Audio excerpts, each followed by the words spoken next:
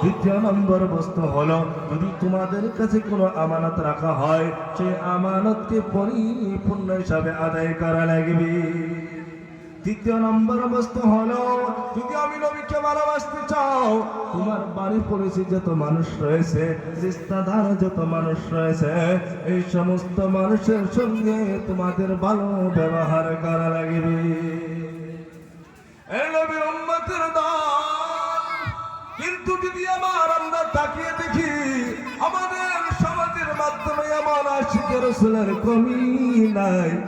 সবাই বলবো আমরা আশিকে রাসূল, কিন্তু খুঁজে দেখা গেলে ভাই এই তিনটি গুণ আমাদের মাধ্যমে পাওয়া যায় না, আছে না? না আছে না? এমন এই নবীর উম্মতের দল, যদি আশিকে রাসূল আমরা দেখাইতে চাই, নবীর সুন্নাতগুলি আমাদের মাধ্যমে থাকতে হবে। আমার নবী যেইগুলি আমাদেরকে বলে গিয়েছেন, এইগুলিকে পরিপূর্ণ আদায় করা লাগবে। আর যেগুলি বস্তুতে নিষেধ করেছেন, ওগুলি বস্তু আমাদের ছেড়ে দেওয়া লাগবে। তোরা বলেন ঠিক কিনা? এই নবীর উম্মতের দল। কিন্তু আমাদের মাধ্যমে এমন আশিকে রাসূল দেখা যায়, সুন্নতের পাবন্দি নাই, কিন্তু বলবে আমার থেকে আর নবীকে বেশি মহাব্বত করনেওয়ালা আছে না? না আছে না? বলেন। এই নবীর উম্মতের দল।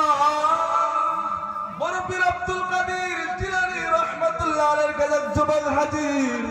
হুজুর, আপনি আমার জন্য দোয়া করেন, আমি একটি সন্তানের পিতা হতে চাই।